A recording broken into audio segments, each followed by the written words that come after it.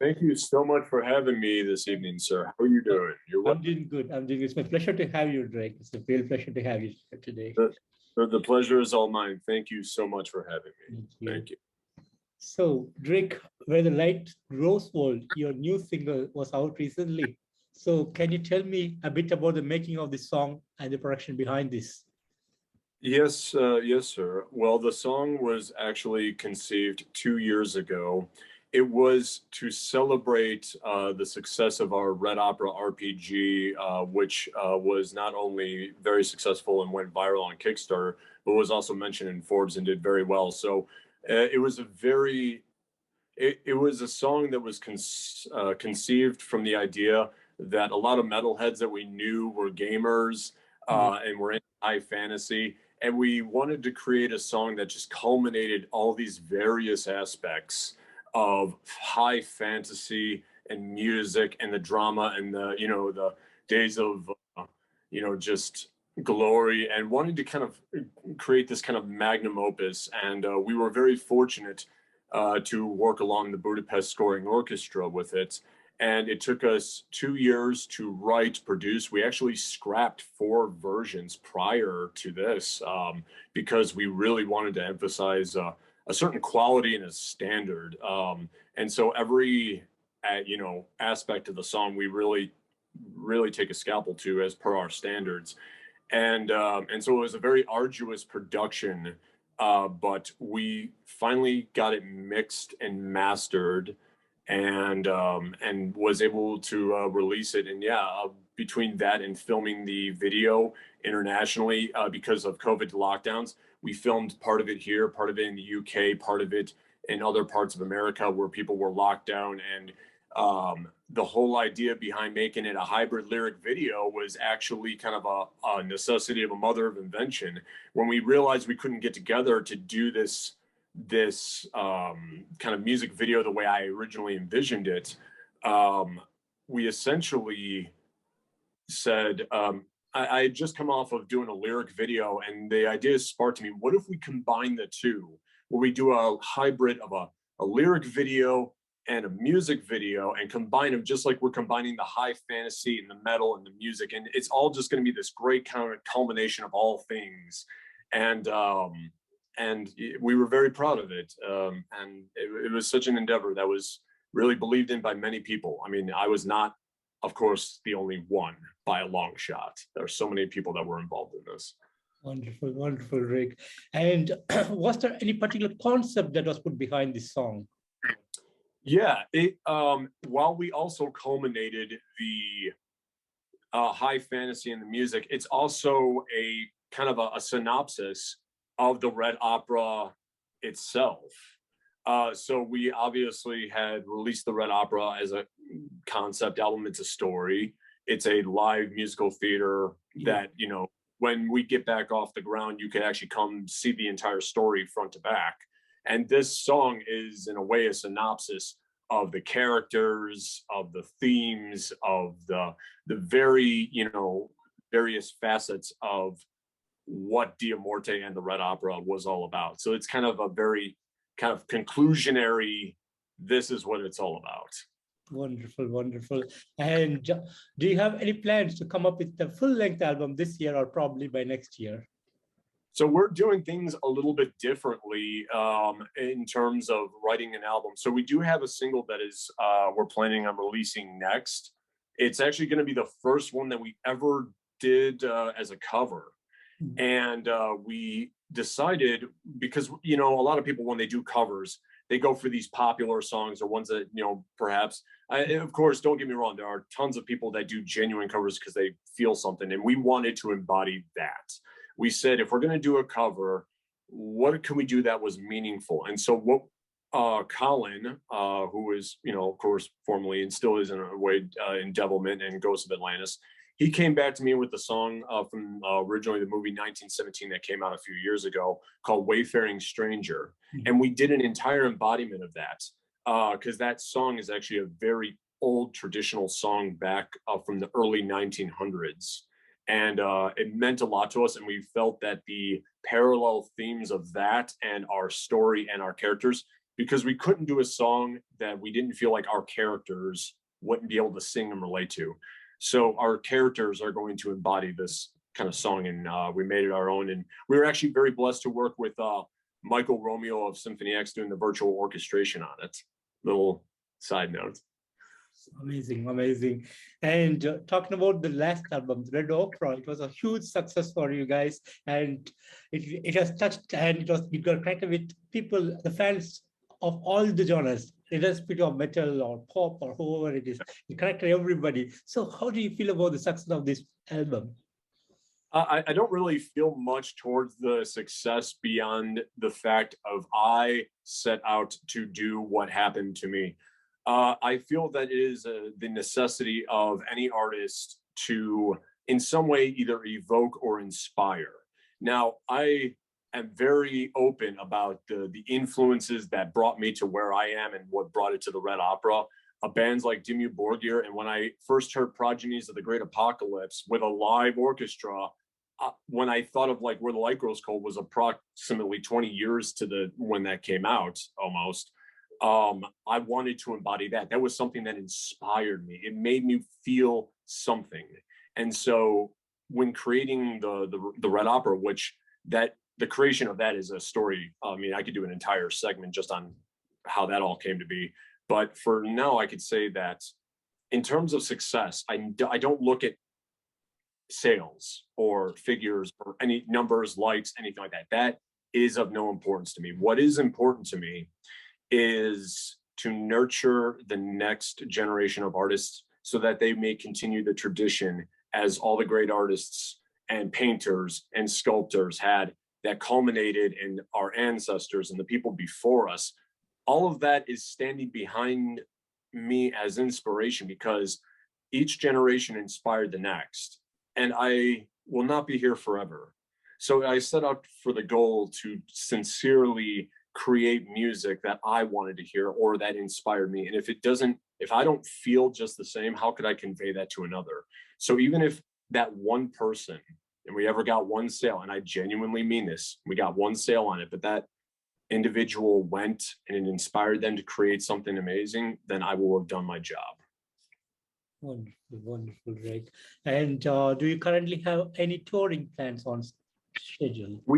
We do. It has been very, very rocky in terms of how COVID from years past has still now had impact on the present. Now, we will be playing live this year, that I can assure.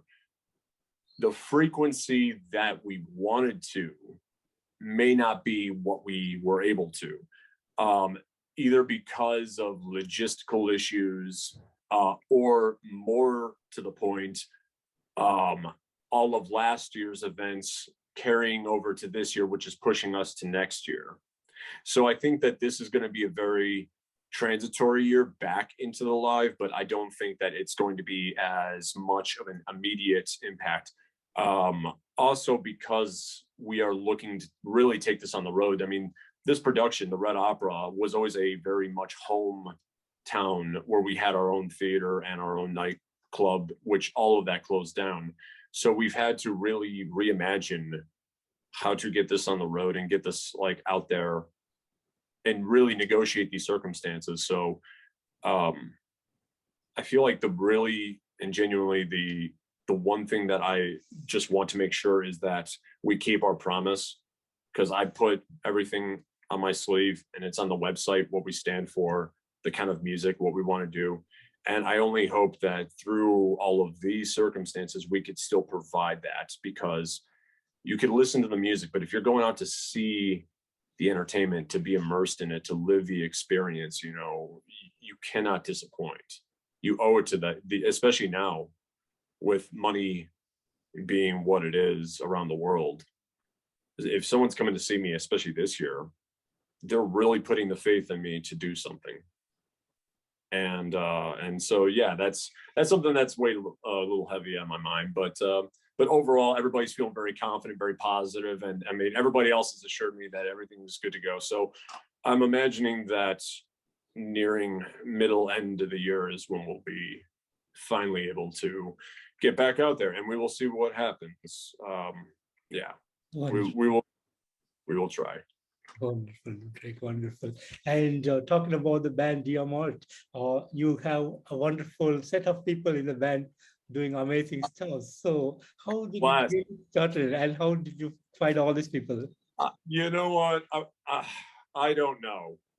You know, all I could say is that I'm grateful that they believed in it. I cannot say to the rhyme or reason. You can't force people or bribe them or negotiate with them to feel this. What I'm trying to achieve is something that, like, I'm really trying to set standards and to do things in a certain way that's really not been done. And that comes with a voluntarily having to tread that path for the first time. Just like all things, you know, someone has to tread it. So they're going to be the one to take all the bushes and branches and everything that comes their way. They have to clear the path. So to find these amazing, talented people to believe in something so crazy, I don't know, ask them. Because I all I could say is I presented them with what I had to each individual. I was very forthright in what I wanted to do, and I stepped back and they all made their decisions. So all I could say is I am very blessed. I'm very grateful, and as always. Wonderful, wonderful. And how did this thought of metal and opera came into your mind really in the start? Okay, so this is very, very interesting because it's kind of a weird and arduous path. So I guess if I were to say that it really, the idea of merging, and this is going to be a little bit convoluted, so I'll try to simplify it in a way and organize it in my mind. But originally, I was a visual artist. That is how I conveyed all of what I felt. But it got to a point of stagnation in which, when I got to the age of like 16 or 17, I no longer felt that I was able to convey or let out emotionally into a canvas. It was very static. And at that time, I was in a very bad place and had a lot of personal tragedies happen to me and was not really feeling much in terms of the way of living. And I had heard Moonlight Sonata for the very first time, and that song changed my life. And I went back to hear it obsessively. And at the time, you couldn't just summon it up on the computer. You had to find ways of tracking it down and asking people what it was. And it changed me completely. And then as I went down this kind of very classical origin, operatic path, musical, I was introduced to those bands like Dimmu Borgir, to your Night Wishes, you know, and all of those genres, especially at the height of them releasing their greatest hits, as it were. So I feel, as I said prior, how things before us are able to impact us. I think you could see now that the visual medium created the kind of the visual spectrum of the actual theatrics, because I'm very much a visual person. The operatic original impact is where the classical is where my heart and soul is, but my passion is in the metal aspects, the visceral, but wanting to do it in a way that was still classy. And I even set out in my guttural vocals that I said, I'm not an opera singer. I am not anything great, and I'm not going to try to be, but I could try to be the very best guttural vocalist and do something original. So I started to reference opera, but then add a guttural twist to it. And that is how I actually invented my voice, and a sort of signature classic, beastly, but still gentlemanly kind of voice, and especially with diction. And so, and so that's how this kind of great culmination came of all these things. And of course, the fantasy was a huge impact in my life. So it is definitely a melting pot of all things. Amazing, amazing, great, amazing. And you got the attention of Blackie Lawless. So how does it feel to you? Well, I'm actually Blackie Lawless's graphic designer for WASP. So I actually work with him professionally. However, that does not guarantee me a good review by any means. Blackie is a very honest and straightforward person. I will tell you, I was personally genuinely touched because I didn't expect that response. I had simply presented him with a video after we had just gotten done doing a few of those posters that you've probably seen for his tour that's coming up. So I've been working with him on that and also working on the video throughout the last several months. So we developed a very good professional relationship and also a very good friendship in the way where he's actually been a very great mentor to me. And I've been very honored to receive the wisdom and hear these amazing stories. So when presenting this video to him, I'm very sincere in what I said. I told him I'm not expecting anything. I just, as a fellow theatrical appreciator of the theatrical presentation and live on stage and the dramatics and all of that, I hope you enjoy it. And he wrote me back that beautiful letter. And all I did was simply ask for permission to be able to use it. And he just said, of course. So it was a very genuine. And I think that that's what felt the most to me was I didn't ask for it. He that was his words. And it felt beautiful as someone not famous, but somebody that I respect as an artist. Wonderful, wonderful, Drake. Wonderful. Great to hear that.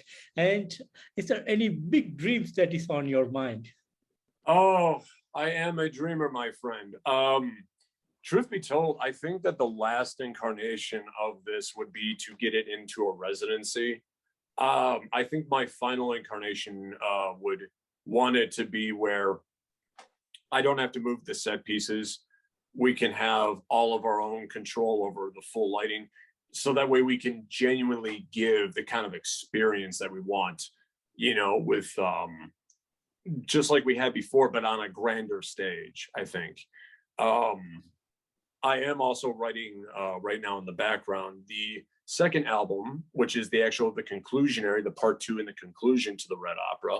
And that will actually be released episodically. I'm doing things a little bit differently, and I'm going to be releasing each track individually, as opposed to an entire album all at once. And of course, I could always elaborate on the reasoning behind that, but it's going to be called the Black Ballad, and it will be essentially picking up right where Victus left off, because during that final conflict, there's a lot of pivotal things that happen. So we're essentially carrying the shift over to certain characters and continuing on the story past the slaughter in the wake and creating this kind of epilogue album to the story as a conclusionary to all the things that happened and what happened to the characters and all that, because I did intentionally want to like leave it a little bit on open, not because I wanted to trick people into a cliffhanger, but because I wanted people to feel it personally and draw their own conclusions. Sounds good, sounds good. And Drake, would you ever consider doing a theatrical event all over the world, something different with your own set? It's funny you mentioned that. That is also one of our grand goals. Personally, I have a 20-year goal in which I would love to create a Blue Man Group, sort of, or I guess you could say Hamilton when it was playing, where we would actually be able to afford musicians and all this talent, because I have been horrified by some of the stories I've heard from great musicians that I've been privileged to work with and even grow up listening to.